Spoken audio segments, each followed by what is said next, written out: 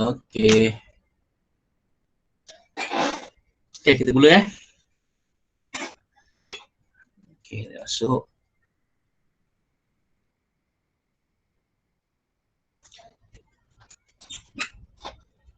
Okey, baik kita mula. Assalamualaikum. Kita akan sambung lagi apa kelas kita daripada minggu lepas, iaitu subtopik pengujian dan penilaian kefungsian serta kesesuaian produk. Jadi sebelum ni kita dah buat project brief, kita juga dah buat lakaran, kita dah buat soal selidik, kita dah kaji apa benda keperluan pelanggan, dan seterusnya kita dah patutnya lah, tapi tak buat lagi lah, yang kita dah menghasilkan model dan juga prototype. Okay. Sebelum ni lah kita dah belajar ada 3 jenis. Yang pertama sekali ialah mockup. Mockup ialah kita tengok daripada rupa luaran saja produk yang kita nak hasilkan, tapi tak ada fungsi lah. Maksudnya kita buat mold saja, kita buat daripada tanah liat, daripada polystyrene dan sebagainya, nak tengok dia punya bentuk luaran saja.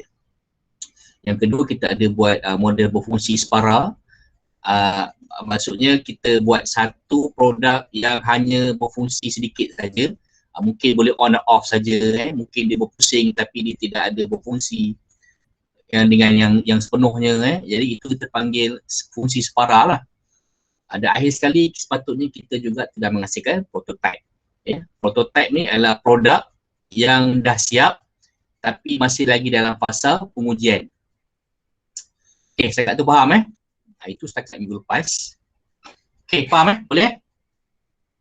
Kamu tak ada produk lagi tak apa, nanti insyaAllah kalau kita dah buat ada persemuka nanti, kita akan buat sama-sama dalam kelas lah, dalam bengkel. Okay. Sekarang ni pun susah cikgu nak tunjuk sebab kita buat dalam melalui PDPR saja, melalui Google Meet, jadi cikgu susah nak buat demonstrasi macam mana cara kita buat produk. Tapi kamu cubalah dulu cari bahan, buat lakaran dulu sebelum ni kita dah belajar macam mana nak menghasilkan produk. Okay. Teruskan yang topik hari ni, itu pengujian dan penilaian. Jadi sekarang ni kamu dah ada prototype, jadi kita cuba uji prototype tersebut. Kita tengok dari segi kefungsian dia. Okay. Kenapa kita perlu buat pengujian dan penilaian? Okay, pertama, kita nak tengok mengukur keberkesanan produk. Okay, mengukur keberkesanan produk. Itu kita tengok produk tu dia prototype ni boleh digunakan ataupun tidak. Sama tak macam yang kita nak dalam project brief yang kita buat awal-awal dulu. Dan yang kedua, kita buat penambahbaikan sekiranya tidak mencapai objektif.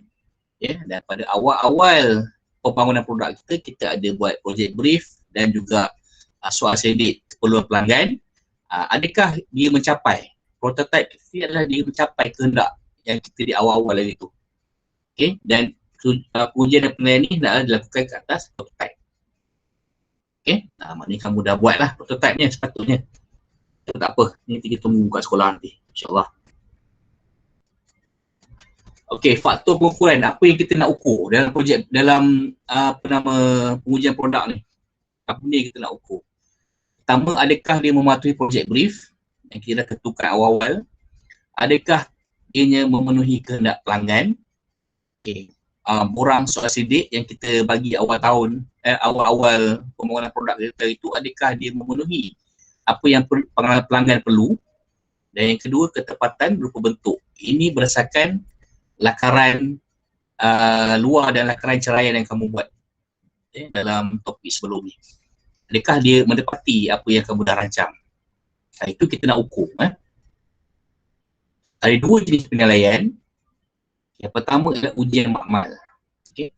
Ujian makmal ni ialah ujian di mana kita tentukan dia punya persekitaran dia. Kita tentukan suhu, kita tentukan dia punya jenis bahan, kita tentukan dia punya cahaya, dia punya keadaan dia, angin dan sebagainya. Itu kita akan buat dalam makmal ataupun dalam bengkel. Okay.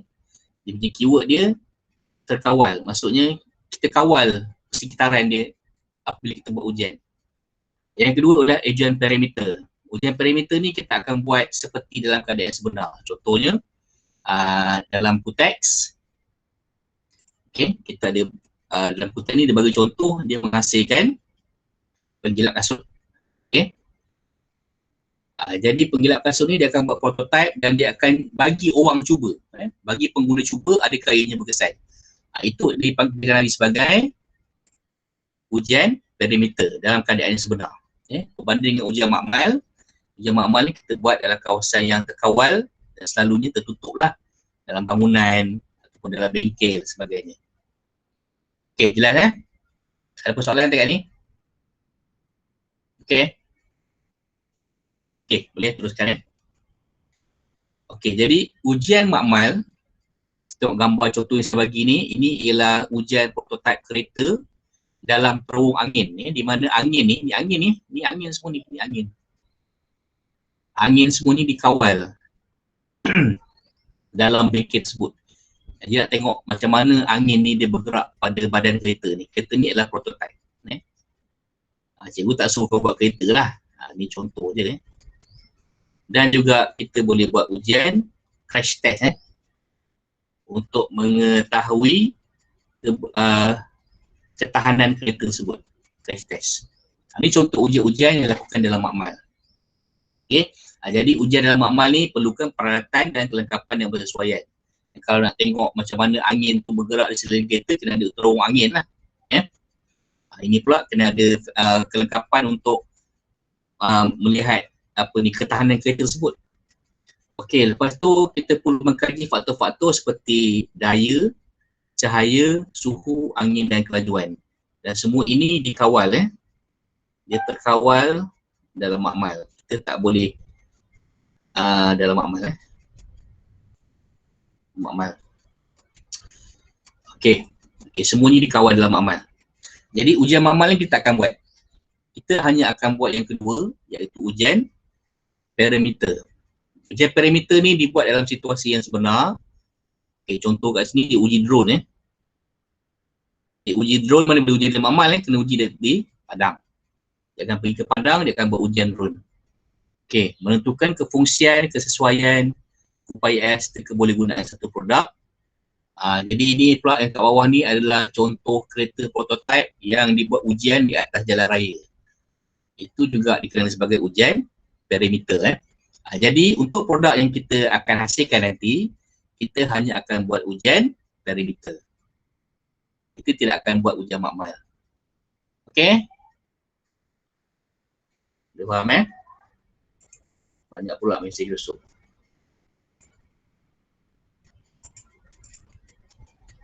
Okey, seterusnya. Okey, seterusnya. Okey, apa yang kita nak uji? Pertama sekali kita uji dari segi kefungsian. Kefungsian ni kita tengok adakah dia menepati kehendak kita semasa projek brief dan borang pelanggan yang kita dah edarkan pada awal-awal pembangunan produk kita. Itu kefungsian. Yang kedua, ergonomik.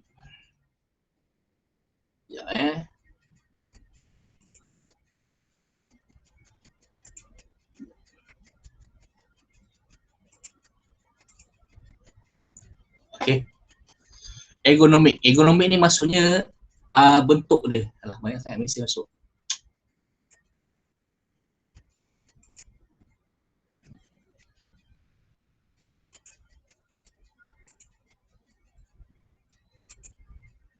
Okey, ergonomik ni ialah bentuk dia. Adakah dia bentuk dia menepati dengan cara kita menggunakannya. Contohnya kursi ni. Tengok kursi ni, bandingkan kursi ni dengan kursi dalam kelas kamu. Kursi ni lebih ergonomik sebab dia ikut bentuk badan kita. Okay. Dan juga cuba tengok keyboard kat atas ni. Keyboard ni juga dia panggil keyboard ergonomik sebab kalau keyboard biasa dia lurus je kan. Jadi keyboard ni ikut bentuk tangan kita apabila kita menggunakan dia. Okay. Jadi ergonomik ini membolehkan satu produk itu mudah dikendalikan, sesuai rasa bila kita pegang tu sesuai, tidak terlalu besar, tidak terlalu kecil. Kalau penggunanya kanak-kanak, dia sesuai untuk kanak-kanak guna, pegang lebih kecil, lebih rendah misalnya. Itu kita panggil ergonomik. Okay. Okay. Yang kedua, reka bentuk dan estetika. Reka bentuk ni kamu dah buat dalam lakaran, tentukan dia punya prinsip-prinsip yang kita gunakan, punya texture dia, okay. Dan juga nilai estetika. Nilai estetika ni lah kita tengok dari segi pembuatan dia, dari segi bahan, licin ke, berkilat, ataupun kalau perlu bentuknya bulat, dia bulatnya cantik, dia tak ada lengkung-lengkung sebagainya. Itu dia panggil estetika, ataupun dalam segi bahasa lain, maksud estetika ni adalah cantik. Okay. Akhir sekali ialah keselamatan. Keselamatan ni kita pastikan tidak ada tempat-tempat pada produk prototype kamu tu, pastikan tidak ada tempat-tempat yang tajam yang boleh melukakan tangan ataupun mencederakan pengguna. Dan pastikan juga tak ada wire yang terdedah kalau kamu gunakan litar elektrik. Nanti orang terkena karen nanti yang masalah pula nanti. Okay? Nanti kamu boleh bersaman pula, menghasilkan produk yang tidak selamat. Okay. Jadi kita akan uji 4 aspek ni. Kalau pengguna tu telah tengah menggunakan produk kamu, tiba-tiba dia kena karen. Maknanya kena baiki lah. Okay. Contoh dia. Okay, boleh faham cakap ni? Boleh? Boleh teruskan? Nak ni? Okay, akhir sekali penilaian. Bukan akhir sekali akhir. Penilaian. Penilaian ni kita akan bagi soal sidik lah. Contohnya dekat dalam ni.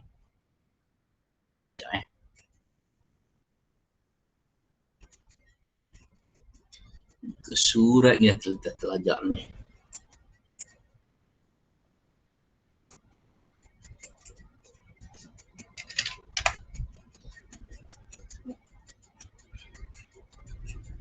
Ni penilaian. Okey, jadi kita tengok kat sini. Ini ialah contoh. Mana pergi tadi? Ini penilaian. Maksudnya kita apabila kita pengguna menggunakan produk kita ni, kita bagi dia borang, kita suruh dia isi dan minta dia tolong nilaikan. Dari segi kefungsian, ergonomik, reka bentuk, estetika dan juga keselamatan. Jadi borang kita akan hasilkan nanti. Semasa kita buat pengujian, setelah selesai pengujian itu dilakukan, maka kita bagi borang ni untuk tujuannya untuk membuat penilaian. Aspek yang sama kita akan kajilah, sama seperti pengujian tadi. Okey, kita dah buat pengujian, kita juga dah buat penilaian. Okay. Jadi kita dah tahu kelemahan produk kita. Kita dah tahu bahawa mungkin dia tidak ergonomik, mungkin dia tidak sesuai digunakan, mungkin fungsinya tidak seperti yang sepatutnya. Kita tekan butang patutnya ada lampu. Tengok-tengok bila tekan butang dia meletup pula. Itu maknanya tidak sesuai. Ataupun bila pengguna nak on, tiba-tiba dia kena current. Kena lenjatan elektrik. Itu maknanya tidak selamat. Jadi kita perlu buat apa? Kita perlu buat penambahbaikan. Okay, penambahbaikan ni maksudnya kita boleh lihat dari segi memikirkan ciri-ciri ergonomik dalam aspek kesiasatan penggunaan produk. Produk yang kita hasilkan tu kita tengok apa yang kita boleh baiki. Bentuknya kita boleh lebih bulatkan lagi supaya lebih selesa diguna. Jadi kita pastikan ia selesa, mudah lah, mudah diguna, selesa. Itu dipanggil ergonomik dan sesuai. Kalau peralatan tu menggunakan tangan, bila kita pegang tu dia kemas. Contohnya phone kepala ni. Ini dipanggil headphone. Jadi bila kita letak kat kepala, pastikan dia melekat kat kepala. Jangan jatuh, jangan meluut, jatuh. Itu maknanya tak sesuai lah, tak ergonomik. Mementingkan ciri-ciri keselamatan produk. Produk ni macam saya kata tadi, dia tak ada tempat yang tajam, tak ada yang melukakan, boleh melakukan kecederaan yang wirenya terdedah, menyebabkan penggunanya kena elektrik. Jadi keselamatan. Yang kedua, melakukan penyesuaian pada bahagian tertentu produk untuk menjadikan produk lebih efisien. Efisien ni maksudnya dia berfungsi yang lebih baik dengan menggunakan tenaga yang lebih kurang ataupun mendapat hasil yang lebih berkilat. Contohnya lebih baik kalau kipasnya, kalau kita buat kipas, anginnya lebih laju. Contohnya, itu lebih efisien lah. Tenaganya digunakan lebih kurang. Yang keempat, mengubah suai reka bentuk produk untuk disesuaikan dengan fungsinya. Kita tengok balik berdasarkan penilaian tadi apa yang kita boleh ubah suai. Dan akhir sekali menggantikan komponen yang rosak dengan komponen yang sesuai. Okay. Kalau berlaku kerosakan, kita perlu ganti dengan komponen yang lebih baik. Okey, itu saja. Setakat ni ada soalan? Okey, ada soalan? Azim ada soalan?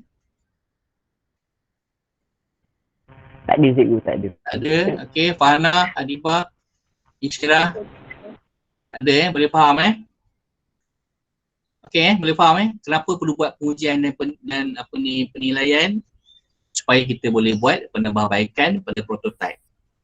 Okey, setakat ni tentang menghasilkan produk ada soalan tak yang keseluruhan daripada awal sampai akhir tentang apa bahan ke, tentang cara ke, ataupun tak ada idea nak buat apa ke, ada apa masalah tak? Ke semua dah ada idea dah? Ada idea tu ada cikgu, tapi baru tak ada proses. Sebab sekarang Shopee kena.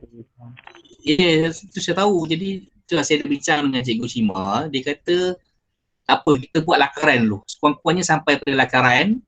Okey, nanti insyaAllah lah bila kita berjumpa nanti bersemuka, harap-harap kita bersemuka lah saya tak tahu sampai bila PKP ni. Nanti masa tu nanti kita buat. Boleh Azia? Boleh? Azim? Boleh. Boleh cikgu, boleh. Jadi sekurang-kurangnya buat lakaran dulu. Ya, ada lakaran ceraian dan juga lakaran produk. Mana tengok tunjuk idea dulu. Pasal nak beli apa tu kemudian insyaAllah saya cuba bincang dengan Cikgu Ashima. Bila kita jumpa nanti kita akan buat. Okey, baik itu sajalah Kalau ada masalah nanti boleh PM saya. Video ni saya akan rakam dan kita akan letak dalam grup kamu. Okey, terima kasih sebab hadir. Nanti jumpa lagi hari Jumaat ni dengan Cikgu Anissa. Assalamualaikum warahmatullahi wabarakatuh. Waalaikumsalam.